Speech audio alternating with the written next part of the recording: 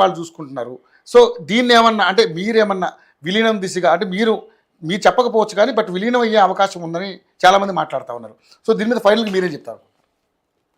ఇప్పుడు మామూలుగా ఏ పార్టీలోనైనా కూడా వానికి ఆశించినటువంటి స్థాయి అంటే అవకాశాలు కానీ లేకుంటే పదవులు కానీ లేకుంటే మిగతాయి రాలేదు, ఆయన పట్టించుకోవడం లేదు, పక్కన పెట్టినప్పుడు మిగతా పార్టీలకు ఇక్కడ జరుగుతున్న విషయాలు చేరవేయడం ఇవన్నీ కూడా జరుగుతూ ఉంటాయి. అవును, దాన్ని కోవర్టు అంటారు. అవును. బీఆర్ఎస్ పార్టీలో ఈరోజు కాంగ్రెస్ పార్టీ చెప్పలేదు మా పార్టీలో కోవర్టులు ఉన్నారని, బీజేపీ చెప్పలేదు. కొంతవరకు అసంతృప్తి వాళ్ళు ఉంటే ఉంటారు, డిఫర్ అయ్యేవాళ్ళు, ఉన్న నాయకత్వాన్ని డిఫర్ అయ్యేవాడు. ఇప్పుడు మా దగ్గర కూడా రాజేశంగా ఏది మాట్లాడుతారో వానికి తెలియదు. ఎమ్మెల్యే అయితే అయిండొచ్చు కానీ ఇప్పుడు పార్టీ అన్నప్పుడు పార్టీకి ఒక లైన్ ఉంటుంది. కానీ బీజేపీ అంటే రాజాసింగ్ అని ఒక ముద్ర అయితే ఉంది కదా సార్ ఒకప్పుడు, ఎందుకంటే ఆయన ఎక్కువసార్లు గెలిచిన అంశం సార్. ప్రతి ఒక్కరికి ఉంటుంది సార్. ఆ పార్టీలో ఉన్నప్పుడు ఆ పార్టీ యొక్క నియమ నిబంధనలు పాటించి రూల్స్ నా ఇష్టం వచ్చినట్టే మాట్లాడతా అంటే నీకు పార్టీ ఎందుకు పోయి. కాబట్టి ఫస్ట్ టైము మా పార్టీలో కోవర్టులు ఉన్నారు అని ఒప్పుకున్నటువంటి కేటీఆర్ కోవర్టులు ఎవరో గుర్తించాలా లేదా, నోటీసులు ఇవ్వాలనా లేదా అంటే ఎన్ని రోజులు మీరు ఈ డ్రామాను సాగదీస్తారు పోయి, ఎన్ని రోజులు ప్రజలు ఒట్టిగా ఎన్ని రోజులు ఇట్లా మీరు దీన్ని ఒక డ్రామాగా మారుస్తారు. చిత్రము ఆల్రెడీ స్టార్ట్ అయింది. ఎన్ని రీళ్లు దానికి ముగింపు ఎక్కడ, ఇంటర్వ్యూలు ఎప్పుడు, మధ్యలో ఈ ధర్నా కార్యక్రమాలు తీసుకొస్తాయి, ధర్నాలు. మన కేటీఆర్ మళ్ళా ముఖ్యమంత్రి కేసీఆర్ అవుతాడని చెప్తాడు. కవిత కూడా కేసీఆర్ నే పిలుస్తారా మీరు ఎంక్వైరీకి?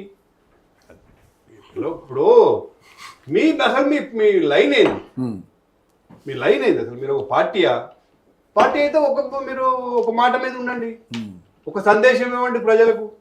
ఇప్పుడు రవి గారు చెప్పినట్టు ఏదైతే ఉందో ముందు ఏదైనా మళ్ళీ ఆంధ్ర తెలంగాణ ఫీలింగ్ తీసుకొచ్చి లేకుంటే రకరకాల సెంటిమెంట్ రాజకీయాలు మళ్ళీ ఇప్పుడు బనక చెర్లని లేకుంటే ఇంకో చెర్లని ఏదో ఒకటి లేపుతారు. కానీ ఇప్పుడు అక్కడ వాళ్ళు గమనించాల్సింది ఏంటంటే బీఆర్ఎస్ పార్టీకి యువకులు లేరు. మీరు ఏదైనా సెంటిమెంట్నో లేకుంటే ఏదైనా ఉద్యమము దేనైనా సక్సెస్ కావాలంటే యువకులు ఉండాలి. మీకు 18 నుంచి 35 ఏళ్ళు ఒక్కడిని కోటేలే. మీరు ముందు ఆత్మపరిశీలన చేసుకోండి. ఎందుకేలే? అసలు యువకులకు తెలిసిపోతుంది కదా ఏం జరుగుతుంది అనేది. సోషల్ మీడియా కావచ్చు లేకుంటే మీడియా కావచ్చు లేకుంటే మా కళ్ళ ముందు కనిపిస్తున్నది కదా. మీరు మొన్నేంది నిన్నేంది ఇవ్వాలి మీరు చూస్తున్నారు కదా ప్రజలే. మా కళ్ళ ముందే మీరు ఏముండే ఇప్పుడు ఏమైనరు? ఏ జిల్లాకు పోయినా ఎక్కడికి పోయినా కూడా ఈ 100 ఎకరాలు పలానోళ్ళది, ఈ 200 ఎకరాలు పలానోళ్ళది, ఈ కాంప్లెక్స్ పలానోళ్ళది. కాబట్టి ఇప్పుడు యువకులు ఆ పార్టీకి ఆకర్షితమయ్యే అవకాశం లేదు. మళ్ళీ వీళ్ళు అధికారం వచ్చేది లేదు. నెక్స్ట్ బీజేపీకి 100% అవకాశాలు లేదు. ఎందుకున్నాయనంటే మన కాంగ్రెస్ పార్టీ ఇచ్చిన వాగ్దానాలన్నీ కూడా ఫెయిల్ అయిపోయినాయి. మళ్ళీ అమలు చేసే అవకాశాలు లేవు. ఇప్పుడు 2000 పెన్షన్ 4000 చేస్తున్నారు. చేయగలుగుతారా? సమస్య లేదు. షాదీ ముబారక్ లో 1,00,000 రూపాయలు ఇచ్చి ఇంకొక తులం బంగారం అన్నారు, అది ఇంకో 1,00,000 అయింది. అది కూడా ఇచ్చే అవకాశమే లేదు. ఎంతో మందికి ఎన్నో ఆశలు పెట్టి 2 లక్షల ఉద్యోగాలు అన్నారు ఒక్క 1 ఇయర్ లోపల. ఇలా 1 ఇయర్ 2 ఏళ్ళు కడుతున్నాయి, 50,000 నింపినాం, 53,000 అంటున్నారు మీరే. 2 లక్షలు ఇచ్చే అవకాశమే లేదు. ఇట్లా మీరు అనేక రకాలైనటువంటి వాగ్దానాలు కాంగ్రెస్ పార్టీ మిస్ అయింది కాబట్టి వాళ్ళు మళ్ళా వచ్చే అవకాశం లేదు. ఇప్పటికే కాంగ్రెస్ పార్టీకి ఎందుకు ఓటేసినామా అని ప్రజలు బాధపడే పరిస్థితి వచ్చేసింది. టీఆర్ఎస్ చూస్తేనేమో ఇట్లా అంతర్గత పోరు, గత పరిపాలన 10 సంవత్సరాల దాన్ని బేరీజ్ వేసుకొని మళ్ళీ అవకాశం ఇచ్చే అవకాశం లేదు. ఇప్పుడు ఇలా మోడీ గారు దేశంలో కాదు ప్రపంచంలోనే ఒక ఉచ్చ స్థితికి తీసుకెళ్లారు భారతదేశాన్ని. అట్లా ఇవాళ ఒక అవినీతి మరకలేదు. నేను వచ్చేటప్పుడు చూసిన ఒక జర్మనీ నుంచి ఒక ఇండియన్ ఎంబసీ అధికారిని మాట్లాడుతుంది. గతంలో కాంగ్రెస్ పార్టీలో ఎవరు ప్రైమ్ మినిస్టర్ ఎవరు వచ్చినా కూడా ఒక 40 మందిని చుట్టాలను బంధువులను దొరుకుని పోతున్నారు టైంబడ. పోయి కోట్ల రూపాయలు దుర్వినియోగం చేసేది. మన్మోహన్ సింగ్ గురించే మాట్లాడింది. మన్మోహన్ సింగ్ నిజాయితీ పడని మనం అనుకుంటాం. వాళ్ళు అక్కడికి 40 మందిని తీసుకెళ్లాడంట టీం, వీళ్ళ బంధువులు మిత్రులు అందరినీ. వాళ్ళ ఖర్చు అంతా గవర్నమెంట్ ఆఫ్ ఇండియా. అదే మోడీ వచ్చిండు, ఒక్కడే వచ్చిండు, ₹1 ఖర్చు పెట్టనియలేదు. తర్వాత ఇండియన్ ఎంబసీకి వచ్చి అందరినీ పలకరించి మీకు ఏమైనా ఇబ్బందులు ఉంటే చెప్పండి అని అడిగిపోయిండు.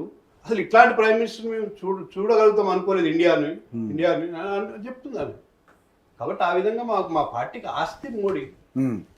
ఇలా ఏ రాష్ట్రంలో మీరు చూడండి, నిన్న కాక మొన్న మహారాష్ట్రలో ఏం జరిగింది, హర్యానాలో ఏం జరిగింది, 3వసారి వచ్చినాం. కానీ మీ పార్టీ ఆస్తే మోడీ అంటారు, కానీ ఒక్క అధ్యక్ష పదవిని మాత్రం ఎందుకు సార్ మీరు కూడా కాంగ్రెస్ పార్టీలో చేస్తున్నారు మీరు కూడా? నేను ఎందుకు చెప్తున్నా అంటే ఒక మోడీని ఎగ్జాంపుల్ గా చెప్తున్నా. మొత్తం పార్టీయే క్రమశిక్షణకు మారిపోయారు. ఓకే, మేమంతా మాకు ఇచ్చే శిక్షణనే వేరుంటది.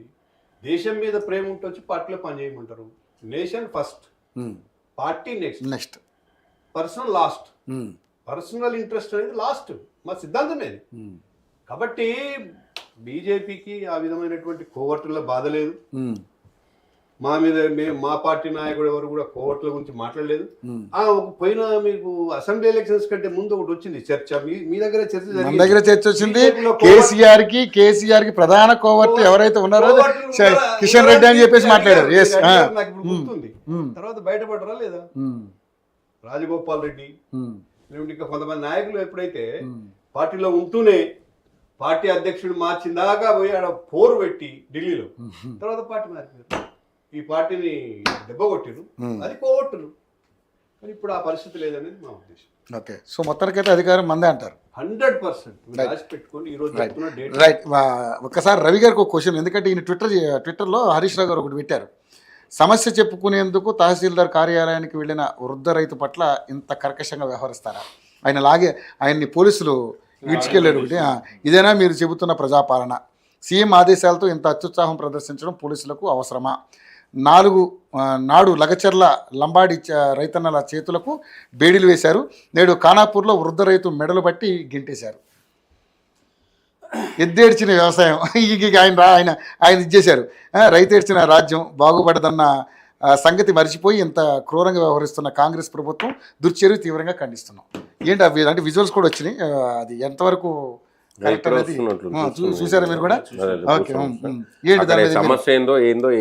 కానీ ఆయన పోలీస్ అధికారులు తీసుకెళ్ళడం కూడా చాలా దారుణంగా ఆయన అలా ఇది చేయడం అనేది కొంచెం బాధాకరమైన. భూభారతి అనేది